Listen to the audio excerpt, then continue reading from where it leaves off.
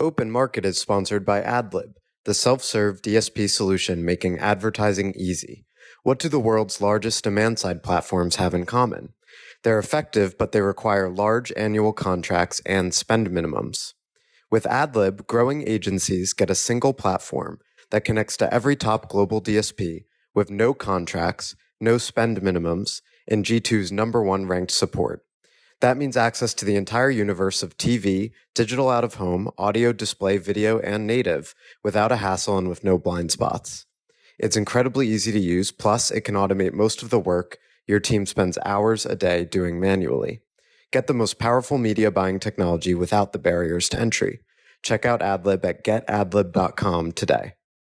Welcome to Open Market, a podcast about building companies in the advertising industry. I'm Joe Zappa, and I'm joined by Eric Franchi and someone even more central to the history of adtech than Eric Franchi, Brian O'Kelly. What's up, guys?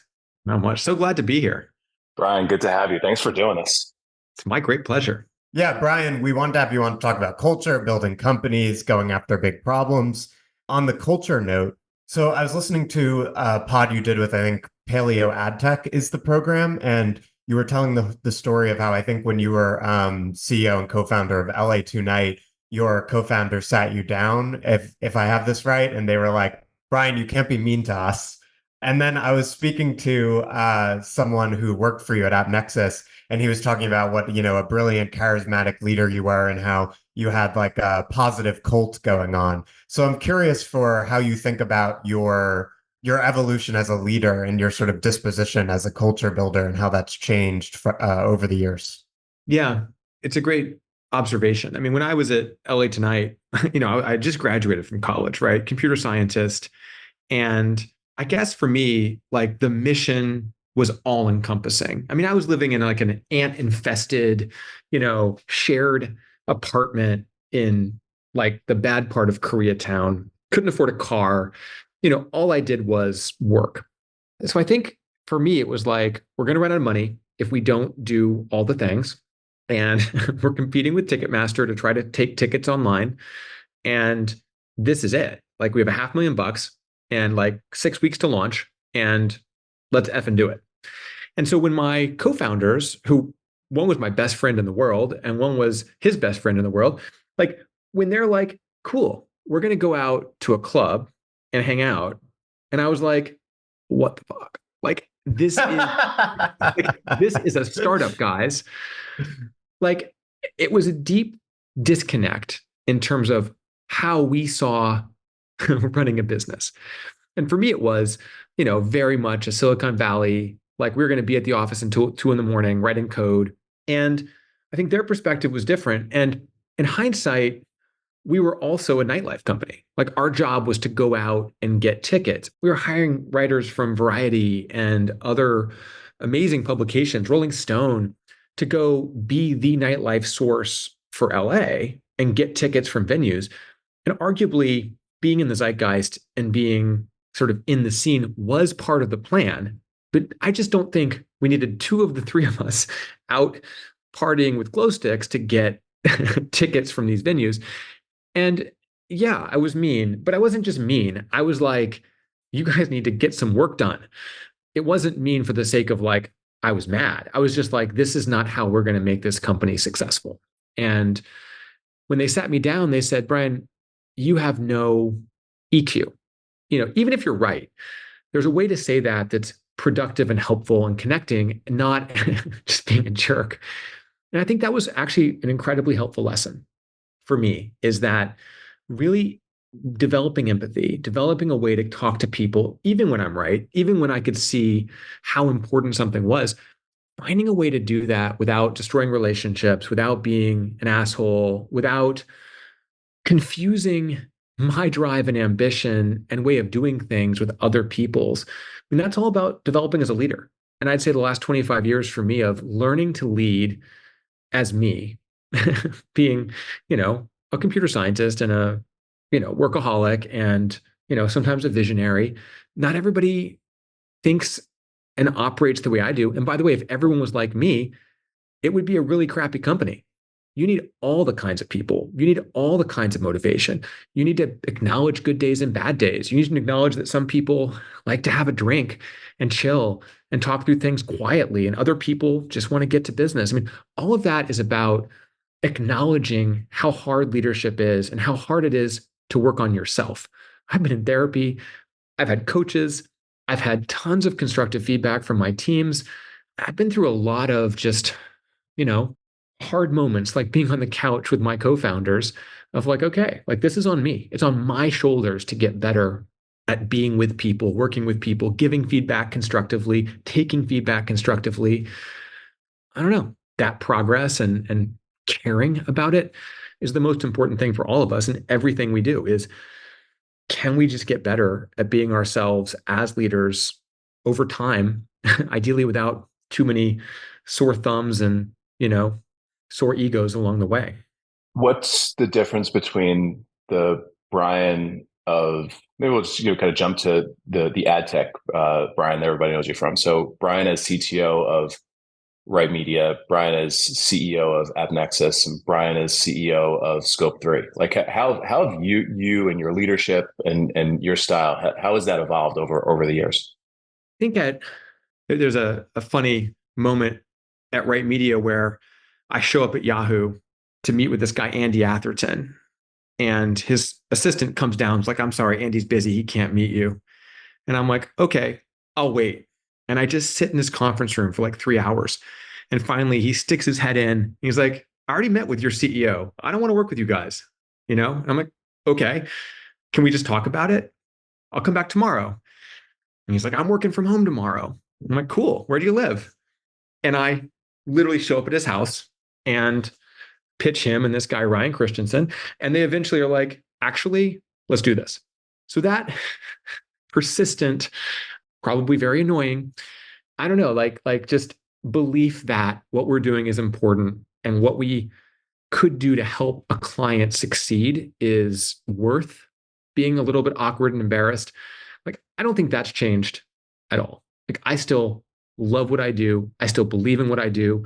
I think there's value in people and relationships. And by the way, both Ryan and Andy ended up working for me at AppNexus and have gone on to do amazing things. Like, there's so many relationships that I've built over the years that I mean, some from back then. I mean, I think it's really cool that I'm still that person that would show up at Yahoo in shorts every day. I'm still wearing shorts to work. I think what's really different is just a recognition of how hard it is to deal with me. Like, I remember just feeling so frustrated at Right Media sometimes that people couldn't see what I thought was so obvious about things we were trying to do. I would just get so incredibly frustrated. Like, how do you not get this? It's so freaking obvious. But we all know, like, anyone who thinks ad tech is obvious is probably on something. And I guess to me, I didn't get the way that my brain happens to work and can see in those multiple dimensions around corners. I make intuitive leaps that I don't think other people do. And so figuring out how to be patient with people trying to understand what I'm saying or who don't get to that point, I think that's probably one of the biggest changes for me, is just finding people who can help me translate. Michael Rubenstein was a great example of this at AppNexus. Like, I would walk into his office every day and be like, Michael, I have the best idea, like literally the best idea.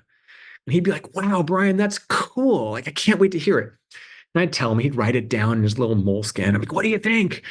He'd be like, hey, I got to think about this some. It's a really, really good idea. I'll get back to you tomorrow. That was a perfect Michael Rubenstein. And I would be so frustrated. I'm like, what's wrong with this guy? Why can't he think on his feet? And then I'd come back the next day and he'd swing by my office and be like, hey, I've been thinking about that idea. I'm like, no, Michael, no, you were right. It's the worst idea ever. Don't even open your moleskin. You're so right. And he'd be like, oh, okay, wow, okay, whatever. And I'd say at least 80% of my ideas were just killed by Michael's moleskin.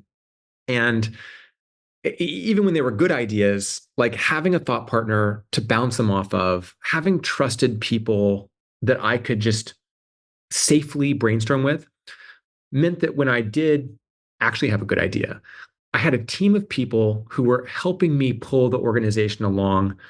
We had a consultant named Dwight Porter, and 2 days a month we'd have strategy sessions, which were all about bringing the company along and surfacing ideas and just really explicitly splitting ideation from operation. For me, at least, it takes away the frustration that people can't. It's almost like creating a process to filter out good and bad ideas, creating a process for the organization to absorb those ideas. In scope three, I'll give you an example where, I've had this thesis around AI that I've been kicking around. And I've been talking to my board about it and, doing some early work on it. And we had a board meeting yesterday and they said, so who's in the organization is working on AI with you? And I was like the people in this room. And they're like, well, that's interesting. Like, why aren't you doing it more broadly? I'm like, well, it's not ready. If we're going to do this, we're going to do this really thoughtfully. We're going to do this big. We're going to plan how we roll this stuff out because otherwise it's going to confuse everybody. And I think that's what I've learned is like, it's part of my job to protect the organization from me, but also to make sure it's not an organization that resists me. I think you see organizations like that a lot, where they are so resistant to innovation or ideation that they don't get anything done and they can't make decisions. It's a great Steve Jobs video where someone accuses him of not knowing what he's talking about, and making mistakes at Apple. And he's like, yeah, like we'll figure it out, but like at least we're not doing anything. I always like that bias to decide and make mistakes. And so I think that's the other balance of, Tom Shields said about AppNexus, it's a unique company that knows what it's doing is impossible and still thinks it can achieve it. A good quote. Can you believe it's impossible, know it's impossible, and do it anyway? Like that's about right. How do you inspire larger groups of people and larger companies to action? Because you described what I think is the inevitable delta between the drive, energy, investment of the CEO and a lot of the other people in the organization. There will be some sickos, as I like to call them, some super type A people who are like totally down with it just as much as you are. But there are also going to be a lot of people in a large organization who do not have that disposition and are not don't have that bias for action. So how do you instill that in the rest of the organization? I think one thing we did well at AppNexus is that our system of values was kind of defined to enable this. So we had 4 values: see and improve the whole system, which basically means improve is in our DNA, if that makes sense, in systematic ways.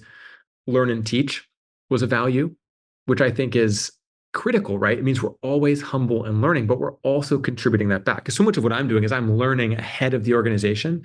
And it also brings our customers in because we're learning from them and teaching them. Empower our customers, because we were a platform company. Like we only made money if our customers did. And so I think that was a really important one. And the last one was make greatness happen. Like our mission was built into that idea of, could we just do something even more big and awesome? And I use those 4 values in every communication I sent. Every time I stood in front of the company, I was weaving those values into everything. And then our mission was to create a better internet. And that was something that people rallied around. And we had examples of it.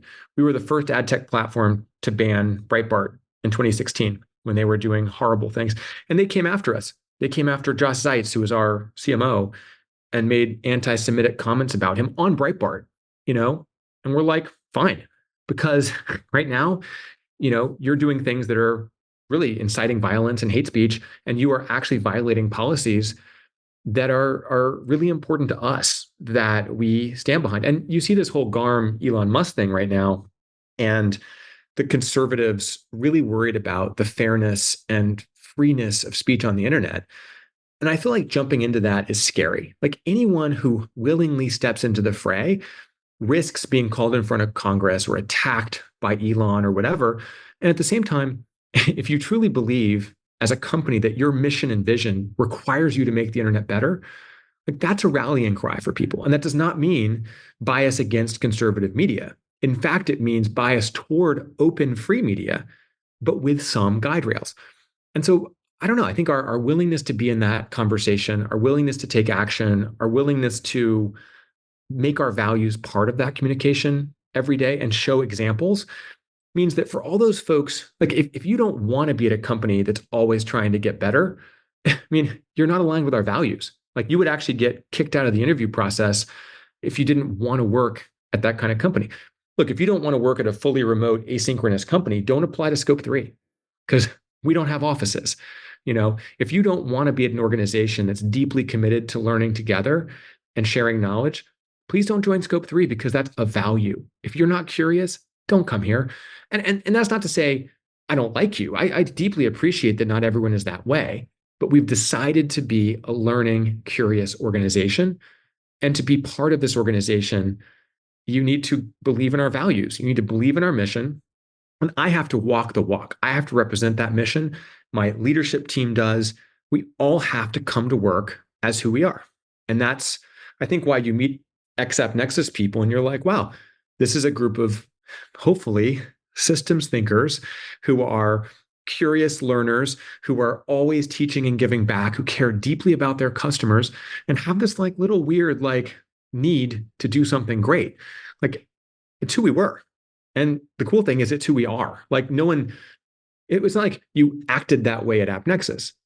It's the kind of people we hired. And that's the biggest thing people get wrong with values. They're hiring people and then enforcing the values.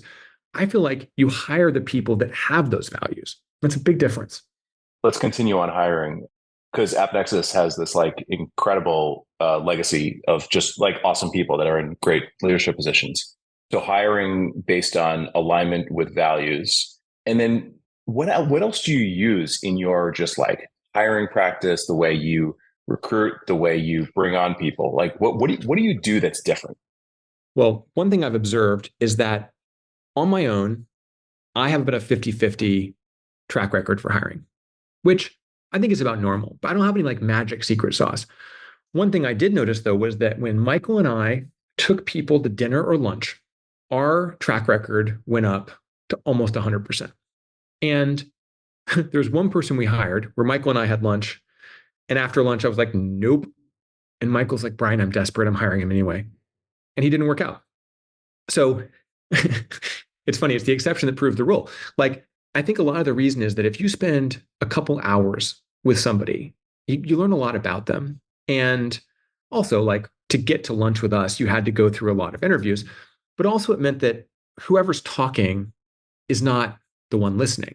And so Michael, probably getting out his moleskin, would see the dynamic and could see stuff, whether he'd ask a question and I could sort of observe. And there was something about that interaction that seemed like it was a really good way of predicting how people would respond to being in that environment. So that's a really interesting practice that I don't quite know why it works, but it works really well. I also think that, for me at least, trying to systematize a little bit how we interview is important. And at least for me, like I'll often get distracted in an interview. Everyone tells you their resume, and that's 20 minutes. And then you ask some sort of basic questions, and that's 20 minutes. And all of a sudden, you're 40 minutes into an interview and you haven't gotten to the right stuff. And so I started to just like almost write down ahead of time the 2 or 3 things I really wanted to get from the interview, to almost hold myself accountable for getting to the point. And that works pretty well. I'm also deeply afraid of groupthink in interview processes. Like something I've noticed is that, like, let's say I interview Joe and I love him. Like, I think he's freaking amazing. And I say, Eric, look, could you interview this guy, Joe? He's so awesome. Like, I really want to hire him. He's amazing. And then you interview him, you're like, oh my God, this guy's terrible. But maybe Brian saw something I didn't know about. And Brian's really smart and he's a legend. Man, I don't want to say something bad because I could hurt Brian's feelings, or maybe I look stupid. It's actually really hard to have an interview process, especially when you're desperate and you're trying to scale. And man, you really need somebody who can do that. Like the whole organization has a weird bias toward hiring. The hardest thing in an interview loop is being the one who's like, you know what? What about this? There's a woman who worked at AppNexus and now is at Scope 3, Lily Ratliff, who is an amazing interviewer. And she's fearless. She will say, almost always, 5 good things and 3 bad things about anyone she interviews, which is actually the reality. Like if you interviewed me and you couldn't find 3 bad things, like you didn't interview me. I can tell you at least 20. And I actually think that's a really healthy question is, if you're 2 thumbs up on a candidate, you still better have 1 thumb down somewhere. I think that's critical for us is why might this candidate not work? What are the things that are risks? I feel like if a candidate doesn't have at least one really sparkly thing where you're like, wow, that blew my mind, you shouldn't hire them. And if you can't find anything wrong with a candidate, you didn't interview very well. And if you have a culture where you can't talk about those things, something's wrong with your culture and your hiring culture. I can go through so many people where we didn't do what I just said and we hired the wrong person or we put someone in the wrong role. I just have this whole list of like scars, you know, why you shouldn't hire someone to the job past they're ready for. You know, I've done that so many times and I always regret it. You know, it's things like that that I just feel like after 20 something years of managing, I mean, I've been an executive since I graduated college. I mean, LA Tonight, when I got called to the couch, I was 21 years old, the CEO of a 30-person company. Okay. Like I've only done this. I've never not done this. And I'm still bad at it. So most of this is just painful lessons. We all have to narrativize periods of our life, ventures, and so on. And so when you think about AppNexus now, several years removed, how do you narrativize the success? Like if you had to identify a few factors, why do you think AppNexus had what I think most would regard as a pretty favorable exit, certainly one of the best exits in ad tech, where so many of its competitors ultimately sort of failed or petered out? You know, it's hard for me not to talk about the founding story of being hurt and angry from being fired from Right Media and feeling like I had something to prove. I think what motivated me, especially through 2008, which was a really bad year with the financial crash and through some really challenging times, was just this deep need to prove myself. And so the first few years were really, you know, coming from my own pain and need to prove myself. And I think then there was like a second phase where like all of a sudden we're this really successful market leader. And I had to figure out like, what do you do when you've already succeeded? Like our initial vision was be $1 billion company. That's not a very good vision, by the way, because what if you do it and there's no guide rails? What kind of $1 billion company? And I think the second phase was how to build a great company that's also a good company. And that's where those values I mentioned and the mission, you know, a lot of my own personal development and growth were about if you could build a wonderful company, what would it be? And so that's a little bit of the Brian narrative of it. But in some ways, that reflects the company narrative of, you know, in the beginning, it was hire a bunch of really smart, amazing people and throw them at the problem. And the second half was like build an amazing organization, more like a garden where people could flourish. And my job became more about weeding the garden of the you know problems and creating a space for the organization to grow. But it was less and less the Brian story. And it was more and more the AppNexus story. And the thing I'm proudest of is that I was able to leave that company in 2018 and it kept on cranking. And that all those amazing people kept doing their thing. And look, AT&T could have done more with it probably. But the fact that, what is it, 2024, and it still powers ads on Netflix and, you know, that it's still a multi-$100 million ad tech business. And some of the best people I've ever worked with came through that company. I mean, it's funny. I'm so much more proud of the people than I am about the outcome. And I'm so much more proud of selling it to make everybody money than I am about selling it because it was a big exit. Like it was the most painful thing to sell that company. But so many people have told me that they put their kid through college or they put a down payment on their house or they went out to become a COO or a CEO or founded something or got a, like just incredibly proud of that second half of that company, even though I don't think the valuation went up very much. Like I don't think we created a lot of enterprise value for our investors in that second half, but man, we made the world better.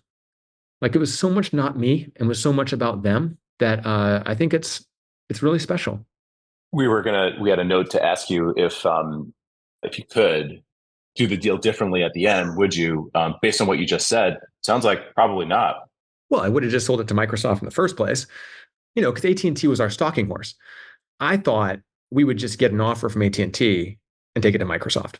And so the whole time was convinced Microsoft was what was going to happen. I never really thought we'd sell it to AT&T, especially because, we'd asked them for 2 billion and they didn't hit the number we asked for. And so it's kind of like, okay, like this is not what we're worth, but okay, like good start. Hey, Microsoft. And so ironic that Microsoft went back and bought it, but I wanted to work at Microsoft. I have so much respect for Satya and for Brad Smith. I kind of felt like we could be perfect inside the Microsoft org. I don't know. I just never really thought we were going to close with AT&T, partially because I also knew that I wouldn't stay at AT&T because, I knew Brian Lesser wanted to be the CEO and like, you don't need two CEOs. And in hindsight, I'm glad we sold. It was the right thing for the team. The team made, over $100 million of incentives after the deal. I didn't get a retention package, but the team got tons of money. That's why many of them are still there. The fact that selling put so much money into people's pockets afterward, yeah, I wouldn't change that, but I would skip the AT&T part and just do it straight with Microsoft. I might be working at Microsoft if that had been the case. So I'm not sure if that's good or bad. I want to go back to the question of drive and when you find employees, how you optimize for that. Because I think when you just described the story of AppNexus, I would say the beginning you're describing, force of will, your vision and the people it probably attracted around you. And in the beginning, that's a huge factor. The founder, they individually have such an impact on the fate of the company, and they also attract people around them. I think the bigger you get, the more difficult that becomes. So you talked about values, and no doubt that's part of how you systemize it. But I'm curious, like with where ad tech is now as an industry, which is quite different, and I think a lot of people would say like a bit less exciting than it was 10 or 15 years ago. Like, how do you still attract that caliber of employee at scale? Do you think that Joe's statement is accurate, that it's less exciting than it was 10, 15 years ago? I kind of feel like ad tech is the most exciting it's been in a long time right now. Thank you. I see so much innovation happening. And it's like the world is changing beneath us. Like the problem was the world was kind of boring for a while, And I'm all for retail media networks, but like the idea of, a data-driven ad network is not particularly novel. It's just novel that these particular data owners figured it out. I think what we're seeing with AI, what we're seeing with antitrust trials and potentially shakeups of value chains, I think we're in a moment where the internet's going to look dramatically different for our kids than it did for us, of course. And we have no idea what that's going to look like. Like we are, to me, very blind to what the world looks like in 5 years. And that means innovation is going to be incredibly important and rewarded. And the structures, the technical and business structures from 5 years ago aren't going to work. So this is the moment to innovate. And I think my pitch to a lot of people who come to Scope 3 is one, we're a family first company. Like on my leadership team, we've got 3 4-year-olds, like there's not a single day where one of us doesn't have a childcare problem. I don't think, and the whole company is built around this idea. And one reason we're remote and asynchronous is so that we can live our lives and participate in a startup, regardless of where we are in the world. That's really important to me for a work-life balance perspective. We pay really well and we're well funded. And we have this incredible drive and passion, but kind of like marathon runner drive and passion, not sprint and kill ourselves drive and passion.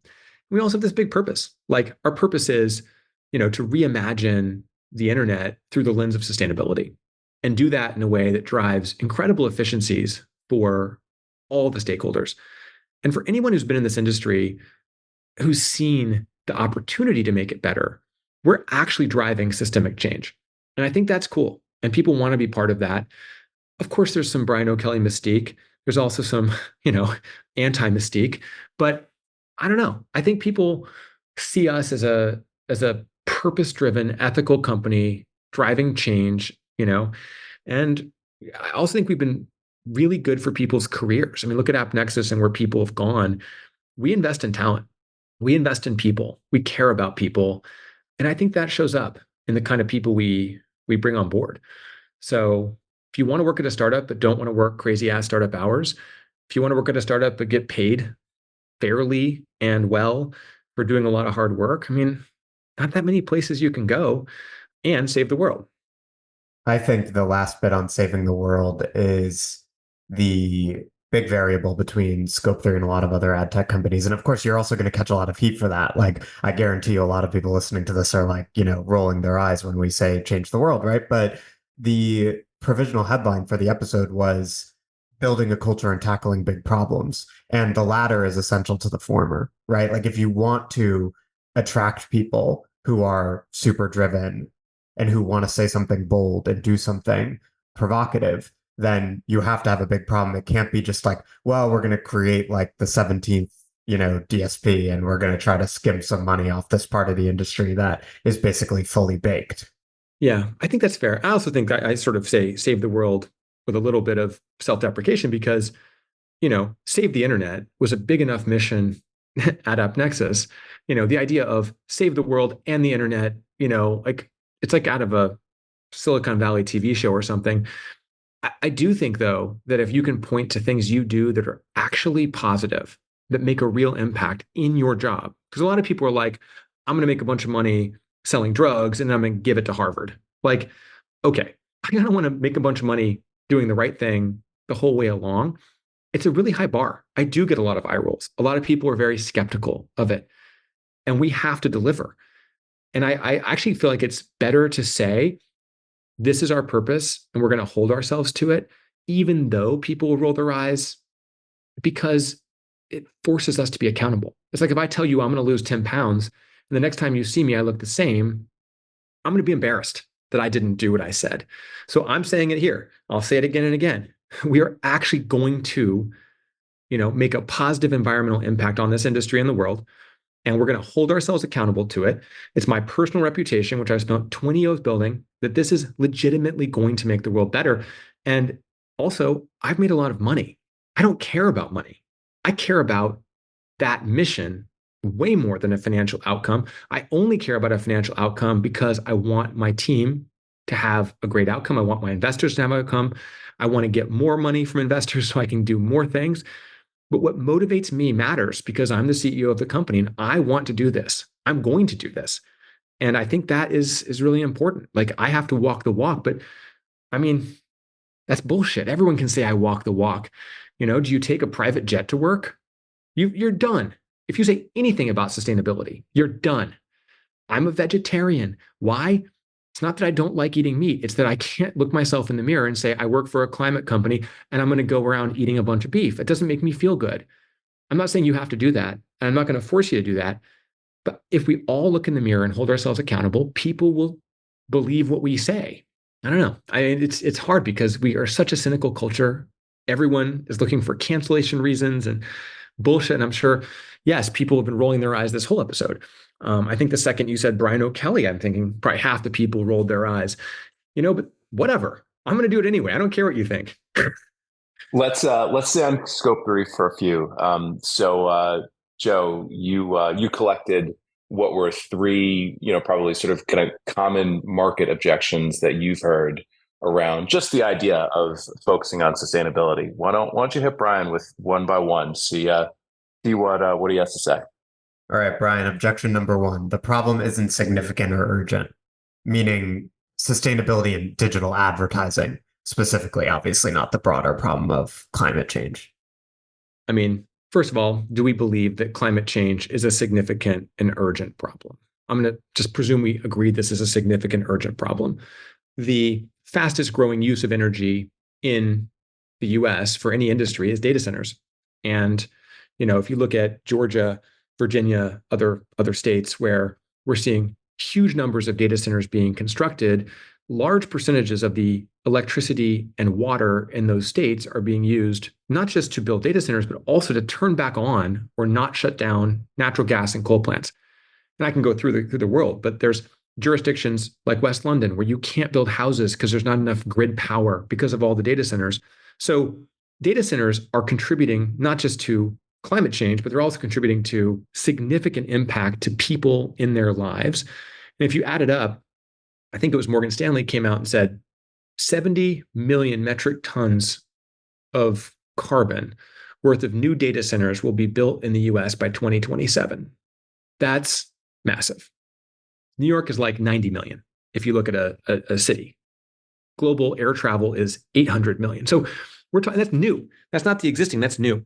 So we're talking about like data centers are legitimately a meaningful part of the global climate crisis. Now, look, I'm not saying we shouldn't also solve concrete and steel and transportation and everything else. But if you are in this industry and you look at that and say, wow, I'm part of that, we think that if we were to fully decarbonize ad tech, it's about 7 million metric tons. So, okay, that's 10% of AI, but that's pretty big. And by the way, guess what AI is doing? Perplexity is adding ads. How are they going to fund this stuff? It's going to be ads. AI is directly in line with advertising. Meta, 600,000 GPUs that they're building. What is Meta's business model? Ads. Like, we can't distinguish ads and AI. We can't look away and say that all these data centers and all this use of AI is not directly in our line of sight. And so all of this comes back to this basic point, which is no, it will not single-handedly solve climate change. No, it's not enough to say we're also not going to fly private planes and we're not going to eat meat. And there's so much we have to do. But if you look at the million people in this industry and say, look, what we can do as an industry is meaningful, it's going to make an impact, and we don't need to put in new gas pipelines or retool steel plants or find new sources of fake meat. Like, we can just do this. Like, just the idea that SPO would save 1 million metric tons of carbon, and SPO would save marketers a bunch of money and would save actually everyone in the ecosystem money. Like, that just seems like we can probably do that, and no one's going to look back a year from now and be like, man, I miss all those duplicate auctions. So these are the things I think a lot about. Is if this were asking people to fundamentally change anything about their lives, it would be hard.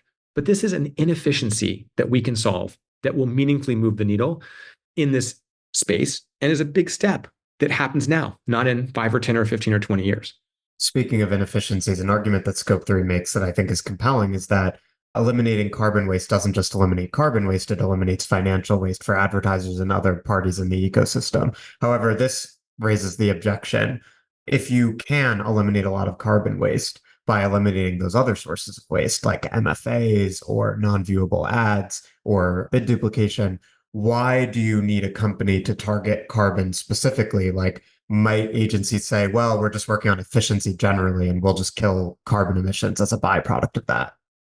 In 2016, I wrote a blog post about supply path optimization, and it was so controversial at AppNexus, they wouldn't let me publish it on the AppNexus website. I had to start my own blog to publish it because it was so scandalous.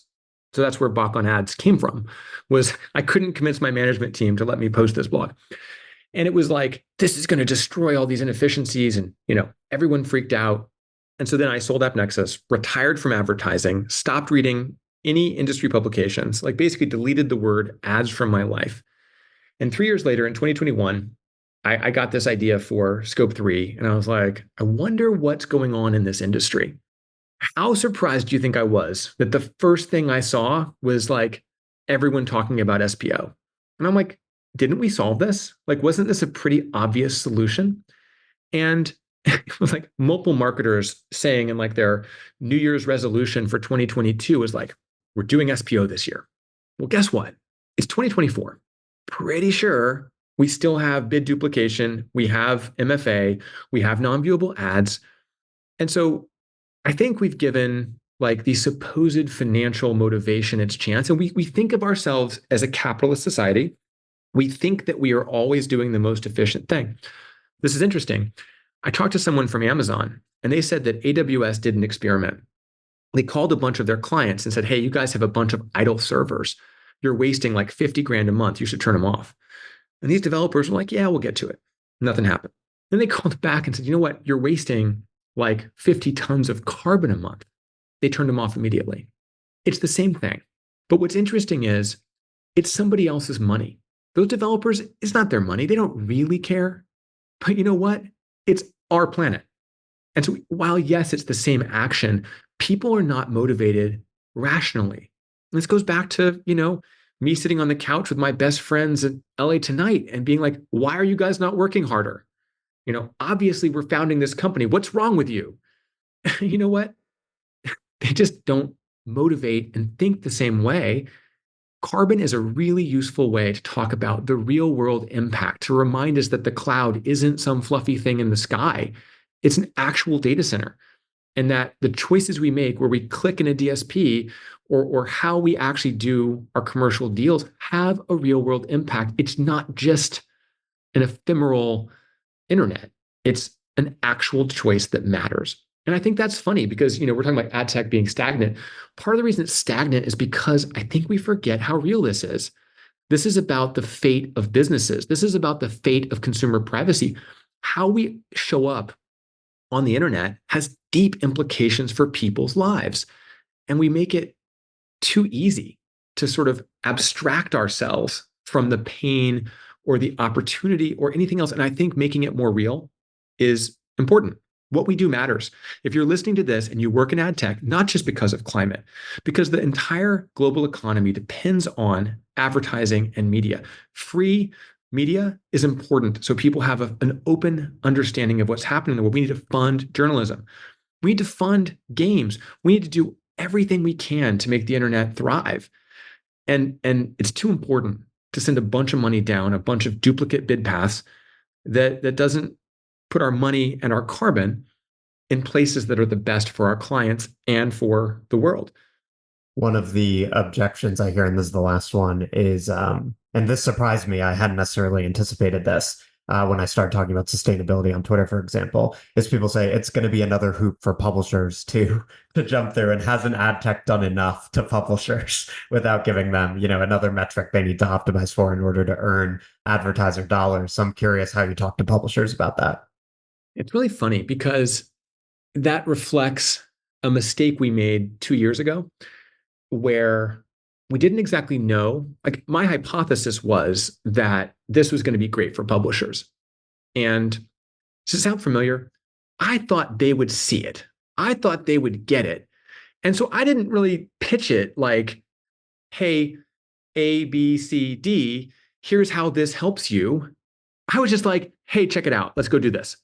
And they're like, but this is another, brand safety. I'm like, how is it like brand safety? That's totally not this. Well, now you're going to make me redo my pages. And I'm like, well, maybe, but like, you're already good. Like, you're the Guardian. You don't have to, you're the greenest publisher out there. Like, this is just good for you. This makes you look good. They were so skeptical because I just figured they'd get it. And then we had to learn how to walk publishers through the point, which is that much of what ad tech's doing with all this duplication and all this intermediation is commoditizing publishers, and it's taking them away from those connections with brands where they create the most value. And we talk about sustainability, we're actually talking about reconnecting publishers and brands. We're talking about helping publishers decommodify, to help them tell their story. Because you know what? If I was with Cartier as an example, as a brand, it can. And they're like, we don't really buy programmatic. What should we do to get media efficiency? I'm like, well, you guys work with the New York Times. You don't buy programmatically in the New York Times. You buy their kick-ass native units that are really low carbon because there's no auction. They're full bleed. They're interactive. I mean, these are amazing, high quality units that tell your story incredibly well to your target audience with almost no carbon. You're doing it. And they were like shocked. They're like, really? We're already green? And I was like, yeah. Like, and that's great for the Times, right? The Times should be out there. Joy should be out telling that story to other brands, being like, hey, check out Cartier. They've got a corporate media, carbon target. They're hitting it because they're buying our best units direct with no carbon or almost no carbon. And that's the kind of story I wish I'd known how to tell to publishers in the first place, because every publisher I talk to really just wants to be able to sell their first-party data, their unique native ad units, to work directly with brands to talk about attention and efficiency and, viewability. Everything they're already doing, we amplify. But that objection, the reason it surprises you is because it surprised me too. I thought, obviously, this is good for publishers, but anytime you hear me say the word obviously, like, I should have like a thing on my computer that just says, Brian, it's not obvious. So I think we figured that out. And I do think we've actually signed an amazing group of publishers, including, as an example, Snap, which doesn't work programmatically, is super green and efficient and has an amazing opportunity for brands because they have short, high impact, like mobile native creatives that are actually very low bandwidth. They have things like sponsored lenses. Like what they're doing to tell stories for brands are amazing. And they don't need huge, complex programmatic auctions to do it. It's one of those startup things, right? Like now we have to re-educate some folks. But at the same time, I think that's the journey for all of us as marketers and as leaders is acknowledging, look, we kind of made a mistake and now we're learning and now we're, evolving. And I think it's actually resonating really well with both brands and publishers because brands don't want to be commoditized either. They want to find ways to tell their story uniquely and powerfully to the right audience. It all fits. A few months ago, you said something that was like simple, but it just keeps knocking around my head that we're at the beginning of the next epoch in advertising. What did you mean by that? And like, what are some examples of the things that you're kind of seeing around the corner or thinking about, or are those like, I think, kind of big projects that folks should be tackling? When I started AppNexus, the iPhone hadn't come out yet. Facebook and Twitter didn't exist yet. I mean, imagine starting a company before smartphones and before mobile. Do you think that company would be relevant in 15 years? Like the idea that we're still doing exactly the same business model that was built before CTV, before, I kind of feel like we're so overdue for a new paradigm, partially because the old paradigm worked so well. And the reason it worked so well was because pre-exchange, you couldn't buy the internet. And the reality is you can't really buy the internet programmatically right now, but we have a lot of pipes and hooks and, pieces. I really respect companies like LiveRamp and caveat, I'm on the board, but like the idea that you can put your data in one place and push it into all of these different platforms and collaborate to create value with hundreds of different media companies and marketing platforms around the world. Like that's an equally exciting vision that I think we still haven't plumbed the depths of. But I think that epoch is the idea of auctioning every ad doesn't really make sense. And I think the idea of the web as the primary surface of the internet doesn't make sense. But what's next? And this is where AI is interesting. The pull versus the push, that we get today. I pull information to my computer. I'm like, I'm going to go to this site and get it versus it being pushed to me. That's a different paradigm.